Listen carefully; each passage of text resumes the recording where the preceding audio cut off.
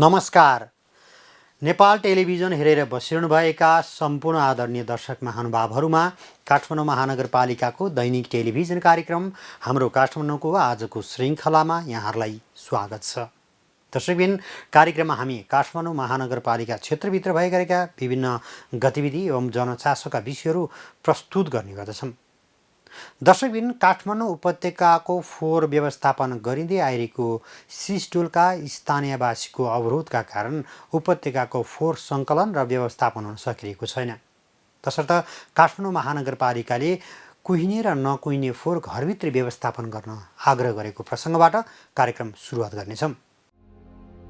केही समय यता काठमाडौँ उपत्यकाको फोहोर व्यवस्थापन हुन नसकेका कारण घरभित्रको फोहोर सडकमा ननिकाल्न काठमाडौँ महानगरपालिकाले आग्रह गरेको छ। उपत्यकाको फोहोर व्यवस्थापन गरिँदै आइएको नुवाकोट स्थित सिसडोलका स्थानीयवासीहरूको अवरोधका कारण लामो समयदेखि काठमाडौँ उपत्यकाको फोहोर व्यवस्थापन हुन सकेको छैन।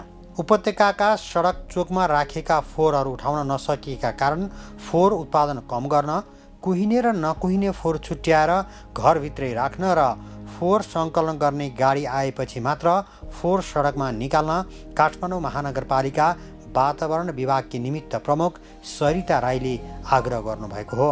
महानगरवासीलाई सम्पूर्ण महानगरवासीलाई चाहिँ म के भन्न चाहन्छु भनेदेखि यहाँहरूले फोहोर उत्पादन सकभर चाहिँ कम उत्पादन गरिदिने र घरमा नै फोहोरलाई चाहिँ कुहिने र नकुहिने गरी अलग अलग भाँडोमा वर्गीकरण गरेर नै राखिदिने र तपाईँको कुहिने फोहोर घरमा वर्षक व्यवस्थापन गर्ने र त्यो फोहोरलाई चाहिँ सडकमा ननिकालिदिने।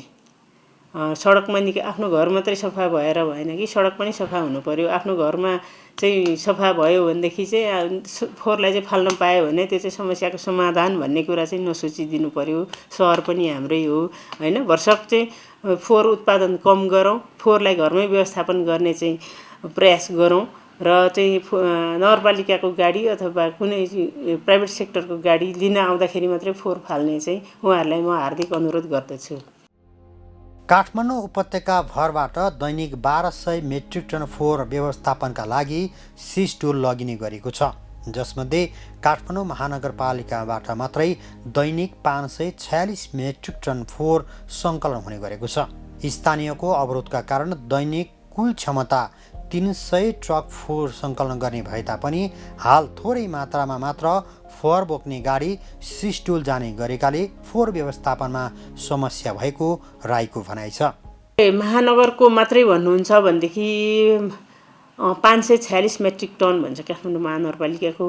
होल उपत्यकाको फोहोर भनेको चाहिँ 1200 मेट्रिक टन जान्छ भन्ने चाहिँ तथ्याङ्कहरूले भन्छ। अब त्यहाँ बन्चरे डाँडामा वेइङ मेसिन पनि स्थापना हुँदैछ। त्यसले चाहिँ एकुरेट अहिलेको चाहिँ नयाँ डेटा चाहिँ अहिले त्यसले पनि देला। अहिले चाहिँ करिब 50% फोहोर चाहिँ महानगरपालिकाबाट उत्पादन हुन्छ। पछिल्लो समय स्थानीयवासीको अवरोधले मात्र नभई फोहोर व्यवस्थापन गरिँदै आइरहेको ल्यान्डफिल साइटको क्षमता समेत नभएकाले फोहोर व्यवस्थापनमा समस्या रहेको राई बताउनुहुन्छ। काठमाडौँ उपत्यकाको फोहोर व्यवस्थापनको दीर्घकालीन समस्या समाधानका लागि बन्चरे डाँडा ल्यान्डफिल साइट निर्माणाधीन अवस्थामा रहेकाले अल्पकालीन फोहोर व्यवस्थापनका लागि स्रोतबाट नै फोहोरको वर्गीकरण गर्नुपर्ने विभागीय प्रमुख राईको भनाइ छ। मुख्य कुरो त फोहोरलाई स्रोतमा नै वर्गीकरण गरेर स्रोतमा नै फोहोरको चाहिँ न्यूनीकरण गर्नुपर्छ। फोहोर उत्पादन नै न्यून गर्नुपर्छ भनेर सहरवासीहरूलाई हामीले अनुरोध पनि गरेका छौँ र फोहोरलाई चाहिँ छुट्टा छुट्टै रूपमा चाहिँ उहाँहरूले राखिदिएर जम्मा उहाँहरूले फोहोर चाहिँ उत्पादन हुने समयमा नै कुहिने र नकुहिने फोहोरलाई अलग अलग राखिदिनुहोस् र हामी पनि त्यही ढङ्गले चाहिँ छुट्टा छुट्टै दिनमा सङ्कलन गर्ने गाडीहरू हामी जान्छौँ। पछिल्लो समय नुवाकोटबाट सिसडोल जाने सडक मार्गका स्थानीयले सडक निर्माण नभएसम्म फोहोर लैजान नदिने भन्दै अवरोध गरेपछि फोहोर उठ्न नसकेको हो।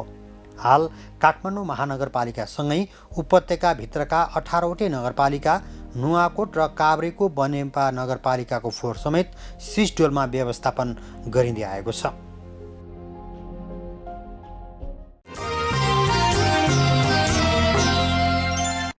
दर्शकबिन काठमाडौँ उपत्यकाको दृश्य प्रदूषण हुने गरी राखिने होर्डिङ बोर्डहरू नराख्नका लागि सर्वोच्च अदालतले दिएको निर्देशन अनुरूप काठमाडौँ महानगरपालिका क्षेत्रभित्र होर्डिङ बोर्डहरू राख्न पूर्ण रूपमा निषेध गरिएको छ।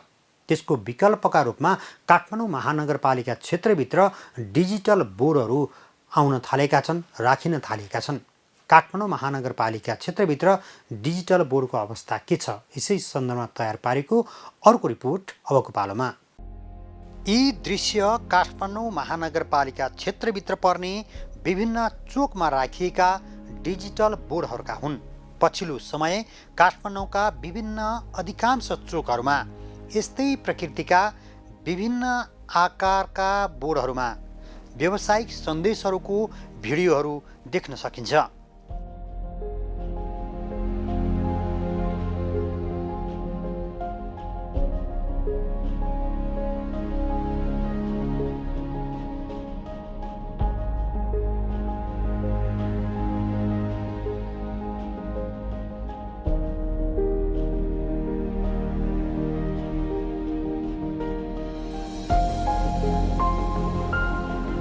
विगतमा जथाभावी अवैध रूपमा अस्तव्यस्त राखिएका होर्डिङ बोर्डले सहरको सौन्दर्य बिगारेको भन्दै सर्वोच्चमा होर्डिङ बोर्ड हटाउन रिट परेपछि सर्वोच्च अदालतको आदेश अनुसार 2072 साल भाद्र 16 गतेदेखि काठमाडौँ महानगरपालिका क्षेत्रभित्रका होर्डिङ बोर्डहरू हटाउने कार्य महानगरपालिकाले गरेको थियो।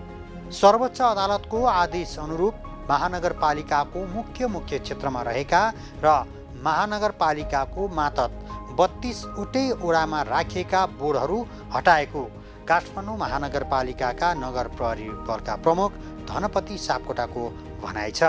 हामीले चाहिँ महानगरपालिकाभित्र व्यावसायिक होर्डिङ बोर्ड 0 हो। त्यो चाहिँ नेपालमा फर्स्ट काठमाडौँ महानगरपालिकाले गर्यो। अब अरूहरूले चाहिँ गर्ने प्रयासमा हुनुहुन्छ होला। महानगरपालिका क्षेत्रलाई दृश्य प्रदूषणबाट मुक्त राख्न महानगरपालिका क्षेत्रभित्र व्यावसायिक सूचना प्रचार प्रसारका राखिएका होर्डिङ बोर्ड हटाएपछि त्यसको विकल्पका रूपमा डिजिटल बोर्डको सुरुवात भएको हो। सर्वोच्च अदालतको आदेश पश्चात होर्डिङ बोर्ड राख्न महानगरपालिकाले पूर्ण रूपमा बन्द गरेपछि त्यसको विकल्पका रूपमा डिजिटल बोर्ड राख्न विभिन्न कम्पनी तथा संस्थाहरूले काठमाडौँ महानगरपालिकाको राजस्व विभागबाट महानगर क्षेत्रभित्रका 31 स्थानमा त्यस्ता बोर्ड राख्न अनुमति प्राप्त गरेका छन्। काठमाडौँ महानगरपालिकाले 2070 सालमा बाह्य विज्ञापन नियमन गर्ने नीति 2070 जारी गरी व्यावसायिक होर्डिङ बोर्ड हटाउने र डिजिटल विज्ञापन बोर्ड राख्ने निर्णय गरेको थियो।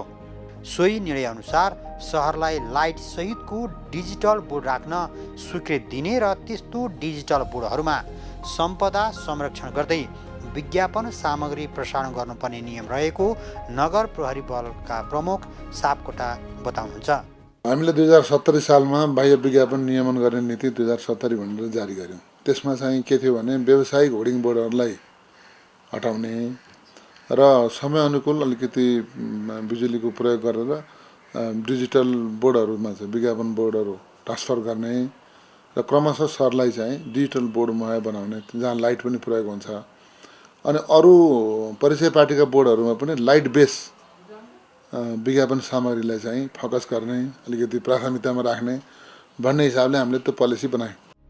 काठमाडौँ महानगरपालिका क्षेत्रभित्रका 32 वटै ओडाहरूमा होर्डिङ बोर्डहरू विस्थापित भइसकेका छन् भने त्यसको विकल्पका रूपमा डिजिटल बोर्डहरू प्रशस्त मात्रामा देख्न सकिन्छ। डिजिटल बोर्ड राख्दा त्यसबाट आम नागरिकहरूलाई कुनै समस्या पर्ने भएमा वा असहजता भएको पाइएमा डिजिटल बोर्डलाई अत्याधुनिक एवं जनमैत्री बनाउन लगाउने नभए हटाउन सकिने प्रमुख सापकोटाको भनाइ छ। राख्दै जाने क्रममा अहिले 40-50 वटा यो सहरमा भइसकेको देखिन्छ। अब यो पनि कुनै एङ्गलबाट चाहिँ हानिकारक छ, डिस्टर्ब गर्छ भन्ने कुरा पनि आएको छ। तर अब भोलि समय क्रममा त्यस्तो कुरा आयो भने त्यो पनि पुनर्विचार गरिएला। जस्तै होर्डिङ बोर्ड करिब 20 वर्ष चल्यो हैन। 20 वर्षमा पनि होर्डिङ बोर्डले सुरुवाती दिनहरूभन्दा अन्तिम समयमा आफ्नो केही रूपहरू परिवर्तन गरेका थियो। त्यस्तै डिजिटलका पनि अब नयाँ भर्सनहरू वर्ल्डमा विकास हुँदै आइराखेका छन्। त्यो नयाँ भर्सनलाई इन्ट्रोड्युस गर्दै लिएर जाने हो, किनभने यो सहर चाहिँ क्यापिटल सहर हो। त्यसले गर्दा हाम्रो सहरमा हाम्रो हेरिटेज, हाम्रो सम्पदा, हाम्रा पुराना चिज वस्तुहरूलाई हानि नपुर्याउने गरी विज्ञापन सामग्री हुनुपर्छ भन्ने हाम्रो मान्यता हो। काठमाडौँ महानगरपालिका राजस्व विभागमा रहेको तथ्याङ्क अनुसार हालसम्म महानगरका विभिन्न 31 स्थानमा डिजिटल बोर्ड राख्ने अनुमति दिइसकिएको छ भने चालु आर्थिक वर्षको वैशाख 15 गतेसम्म राजस्व विभागले विज्ञापन शुल्क बापत 61,19,825 रुपियाँ राजस्व सङ्कलन गरेको छ। काठमाडौँ महानगरपालिकाको नीति अनुसार महानगरपालिकामा दर्ता भएका व्यवसायीले मात्र प्रचार सामग्रीका रूपमा signboard, flex board, hoarding board राख्न पाउँछन्। त्यस्तै एक व्यवसायीले एउटा मात्र साइनबोर्ड राख्न पाउने व्यवस्था छ। महानगरको नीति अनुसार साइनबोर्डको अधिकतम साइज 3 फिट उचाइ र 30 वर्ग फिट तोकिएको छ। बोर्ड राख्दा भिन्न भिन्न ठाउँमा नराखी एकीकृत रूपमा ठाडो गरी राख्नुपर्नेछ। साथै सपिङ कम्प्लेक्स तथा व्यावसायिक भवनहरूमा छुट्टा छुट्टै साइनबोर्ड नराखी एकै स्थानमा भर्टिकल रूपमा राख्नुपर्ने नीतिमा उल्लेख गरिएको छ। त्यसै गरी घरको भित्ता, पसलमाथि छ्याल छोपेर वा सौजन्य गरी बोर्ड राख्न पाइँदैन। व्यावसायिक विज्ञापनको सन्दर्भमा डिजिटल विज्ञापन राख्नुपर्नेछ। सोही अनुरूप नै पछिल्लो समय काठमाडौँका चोक चोकमा डिजिटल बोर्डहरूको सङ्ख्या बढ्दै गएको हो। दर्शकबिन, यिनी प्रस्तुतिसँगै आजको कार्यक्रमको निर्धारित समय सकिएको छ। भोलि पनि नयाँ विषय र प्रसङ्ग लिएर आउने नै छौँ।